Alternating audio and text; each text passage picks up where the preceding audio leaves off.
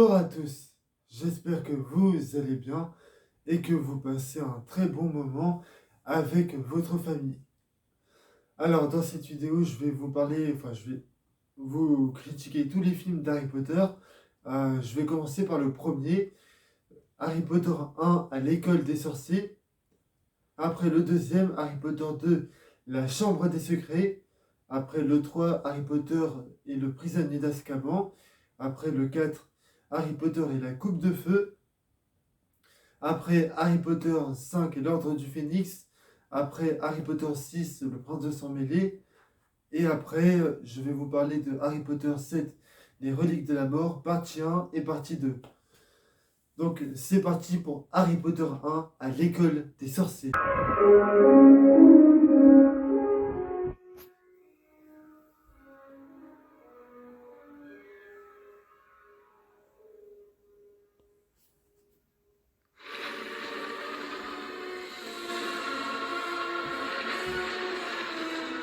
Dans ce film, on découvre que Harry Potter est quelqu'un de très connu, qu'il a des pouvoirs magiques, qu'il sait parler aux serpents.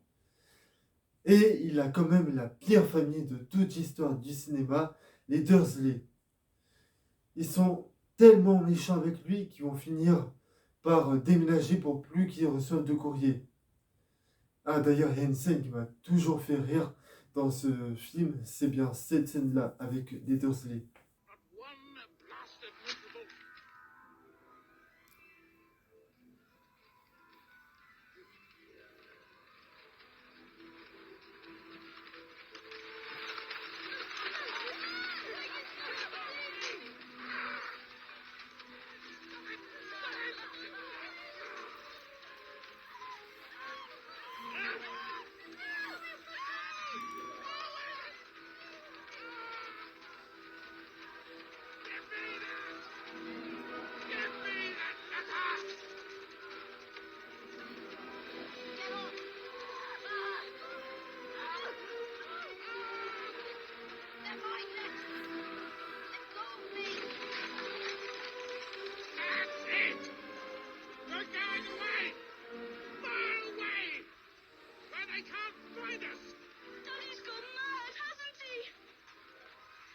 La scène où Harry Potter découvre le monde des sorciers est tout simplement magique.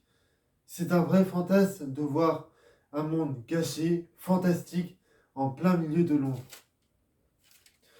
L'apparition de Poudlard, du château de Poudlard, est une des scènes les plus marquantes du film.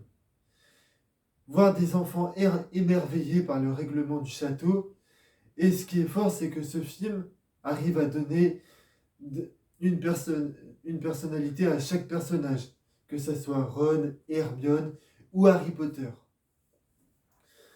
Et les plus belles scènes du film sont les scènes où Harry Potter fait du Quidditch.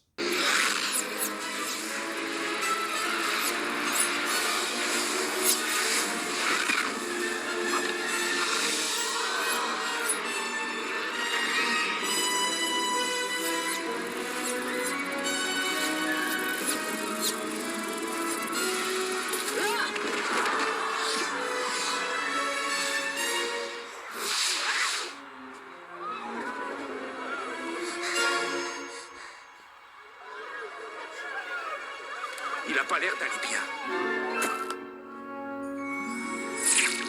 Harry Potter reçoit 150 points pour avoir attrapé le bip d'or. Gryffondor l'emporte.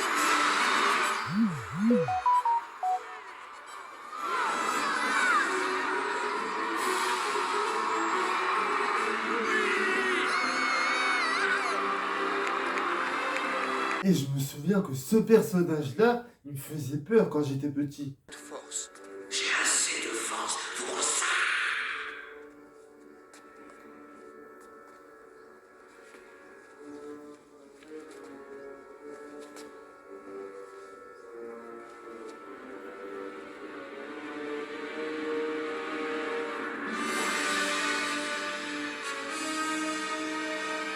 Harry Potter. Nous revoilà face à face. Voldemort. Oui, vois ce que je suis devenu. Regarde ce que je dois faire pour survivre. Vivre aux dépens de licorne me permet de rester en vie, mais pas d'avoir à nouveau mon propre corps. Mais il y a quelque chose qui a ce pouvoir. Quelque chose que j'obtiendrai sans peine, car tu l'as dans ta poche. Attrape-le!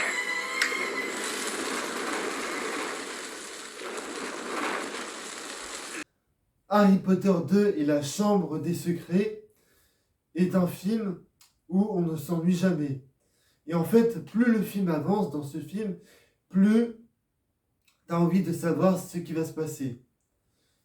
Il relance l'intrigue d'une puissance inattendue et tu as tellement de questions.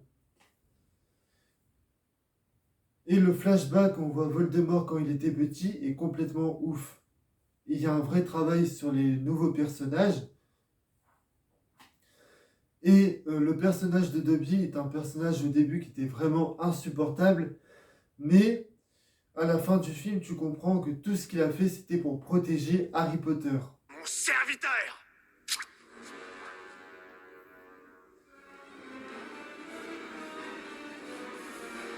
Vous ne ferez pas de mal à Harry Potter. Avada.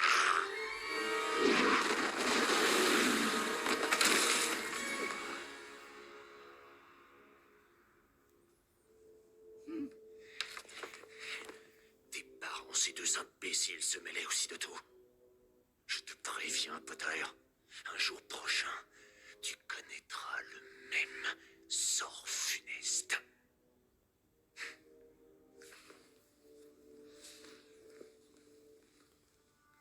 Harry Potter a libéré Dobby. Comment Dobby pourrait-il le remercier? En me promettant quelque chose. Tout ce que vous voudrez, monsieur. N'essaie plus jamais de me sauver la vie. Dans Harry Potter 3 et le prisonnier d'Azkaban, les deux meilleurs amis de Harry Potter, Ron et Hermione, ils ont une très bonne évolution du début jusqu'à la fin.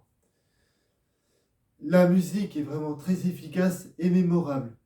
Et le réalisateur du film, je ne sais plus comment il s'appelle, Alfonso Cuarón, je crois que c'est ça, il arrive très bien à mélanger le scénario avec ses idées de mise en scène. Et il y a des plans dans le film, et pour moi c'est vraiment le film Harry Potter le plus beau de toute la saga. Il y a des plans qui sont à mettre dans un fond d'écran. Et ce film arrive très bien à prendre en compte ce qui a été fait dans le 1 et dans le 2. Bon, je te sens un peu un cran, Potter. Nous avons parié, mon père et moi. Je ne crois pas que tu tiendras 10 minutes dans ce tournoi. Il n'est pas d'accord.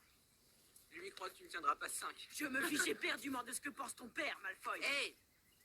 Il est vil et cruel. Et toi, tu es pathétique. Pathétique? Oh, sûrement pas, mon vieux! Je vais t'apprendre à jeter un sort à quelqu'un qui a le dos tourné! Espèce de lâche! Petite épine sournoise! Professeur André, qu'est-ce que vous faites? J'enseigne. Est-ce que c'est un élève? En principe, c'est une fouine.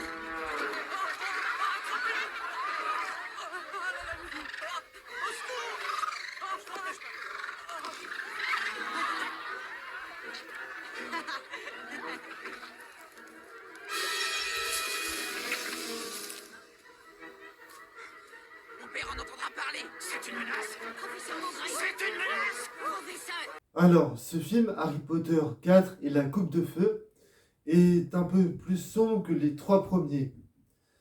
Et dans ce film, on va donc donner une trajectoire au personnage de Harry Potter, dans lequel il va devoir mûrir, dans lequel il va devoir prendre un peu plus ses responsabilités.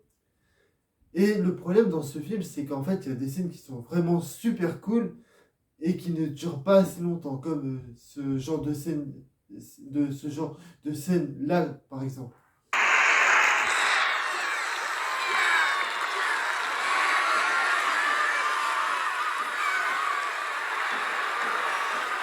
Come on now! Take his knees! I told you these seats would be worth waiting for! Come on!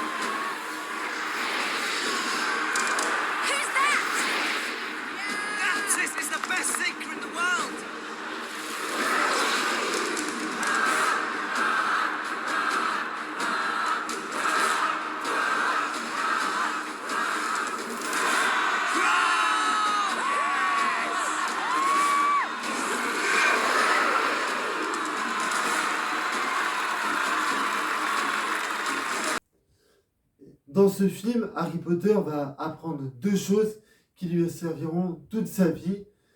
La première chose qu'il va apprendre, c'est de draguer une fille. Et la deuxième chose qu'il va apprendre, c'est d'apprendre à se battre avec une baguette magique. Dans tes yeux.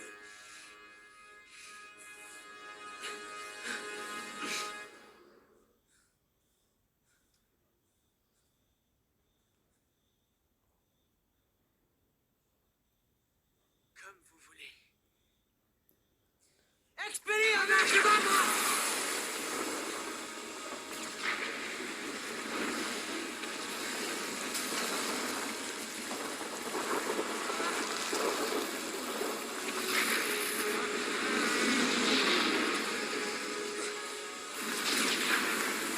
Ne faites rien. C'est à moi de le tuer. À moi.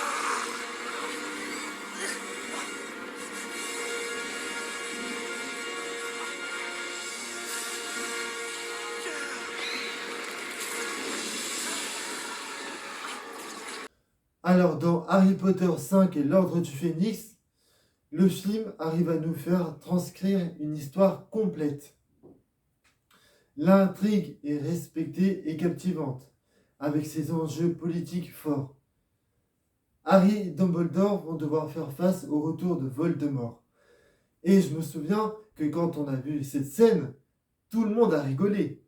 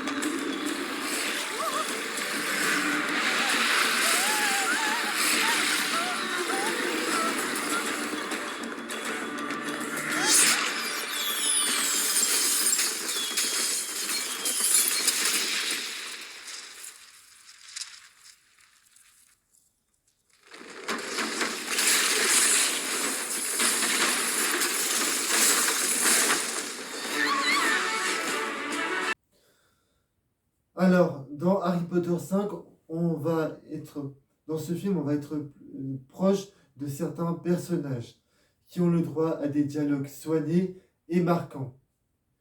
Il va y avoir l'introduction de deux personnages, et ces deux personnages sont Bellatrix Lestrange et Luna Lovegood. Et ces deux personnages-là serviront dans les prochains films. Il y a quand même pas mal de scènes épiques. Et on va avoir aussi dans ce film des jolis moments de relations humaines. À noter que ça soit chez Luna, Neville et Sirius Black.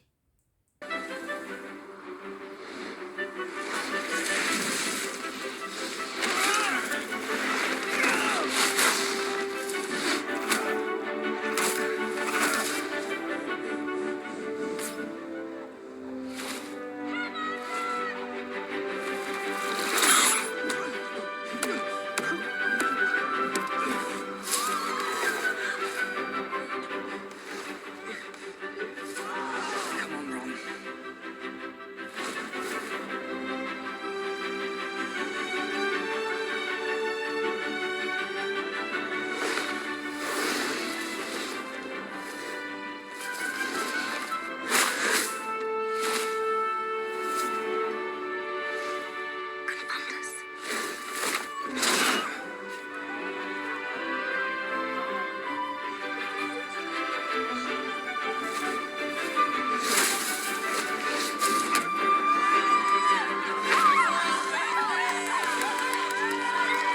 Harry Potter et le prince de sang mêlé, c'est dans ce film-là, le réalisateur décide de reposer ses personnages. Et c'est un film de transition. Et c'est dans ce film-là qu'on va comprendre comment vaincre Voldemort. Tous les personnages vont révéler leurs sentiments amoureux.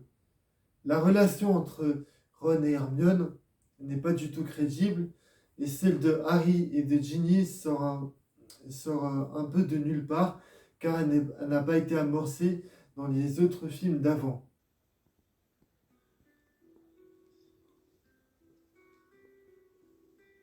All right, close your eyes. That way you can't be tempted. Close your eyes.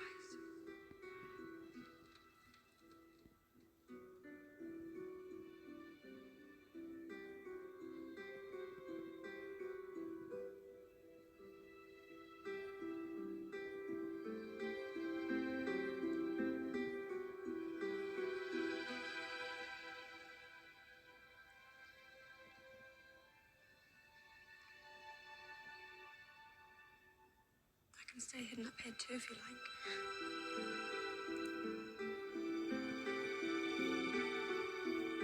On va passer beaucoup plus de temps avec le personnage de Drago Malfoy.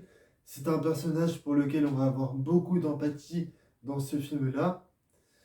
Alors c'est vrai, dans le 4 et le 5, on le voyait pas beaucoup. Mais on le voyait beaucoup dans le 1, le 2 et le 3.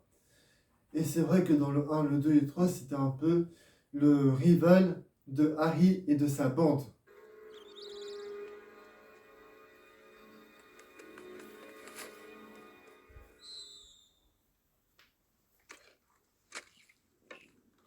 Head for the burrows. We'll rendezvous there. On the count of 3. Hold tight, Harry. 1, 2.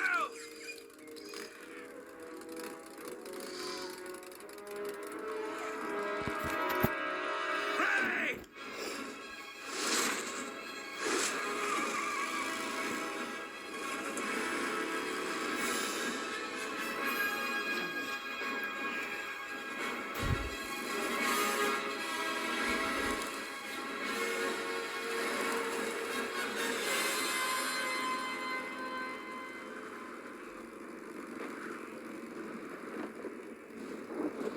Harry Potter 7, les reliques de la mort, partie 1. Et moi, je me souviens, la première fois que je l'ai vu, ça a été la déception. Et écoutez, je n'aime pas vraiment ce film. Je trouve que c'est vraiment le film Harry Potter le moins bon. Alors, déjà, il faut savoir que le script est extrêmement mal écrit. Parfois, les relations entre les personnages, elles marchent. Parfois, elles ne marchent pas.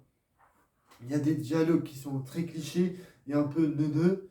Les 15 premières minutes sont sympas, car elles nous font bien rentrer dans le délire, et le climax qui est correct. Mais entre le début et la fin du film, il n'y a rien qui va. C'est-à-dire que l'histoire n'avance pas, le film n'introduit absolument rien pour la suite. On peut retirer clairement ce film de la saga Harry Potter, la saga tiendra toujours debout. Et il y a de l'humour qui est vraiment pas drôle.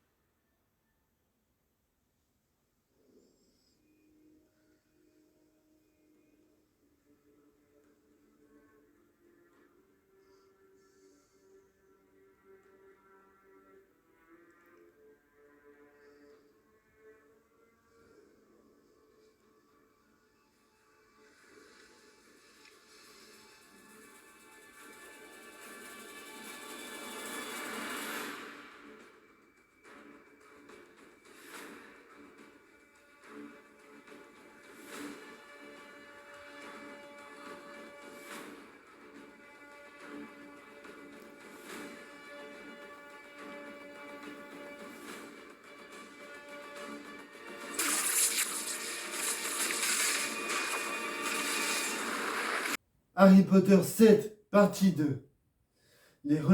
Harry Potter 7 et Reliques de la Mort, partie 2. Alors, dans ce film, pour moi, je trouve qu'elle est bien meilleure que la première partie du 7. Et en fait, dans la première partie de ce film-là, Et ben on va dire que la première partie est vraiment très divertissante et efficace. Il y a un décor qui est vraiment très désertique. Et dans ce film, ce film va répondre à beaucoup de questions que l'on s'est posées sur tous les films d'Harry Potter, comme par exemple sur le personnage de Severus Rogue. Et d'ailleurs, toutes les scènes où on voit Severus Rogue quand il était petit sont plutôt bien mises en scène. Et David Chase montre tout son savoir-faire. Mais en revanche, ce que j'aime pas trop dans ce film-là, c'est la bataille. Là, la bataille, je trouve qu'elle est vraiment très mal mise en scène. C'est vraiment une bouillie visuelle d'effets spéciaux numériques et tout dégueulasse. Mais en revanche, ce film arrive à bien conclure l'arc de tous les personnages, que ce soit Harry, Hermione et les autres. Donc voilà, c'est tout ce que j'avais à dire. C'est la fin de cette vidéo, j'espère qu'elle vous a plu. N'hésitez pas à la liker si vous avez aimé et à la disliker si vous n'avez pas aimé. N'oubliez pas aussi de vous abonner à ma chaîne car ça aide beaucoup la chaîne. Partagez la vidéo car ça aide beaucoup ma chaîne. Et moi je vous dis à très bientôt pour des prochaines vidéos. Allez, salut à tous!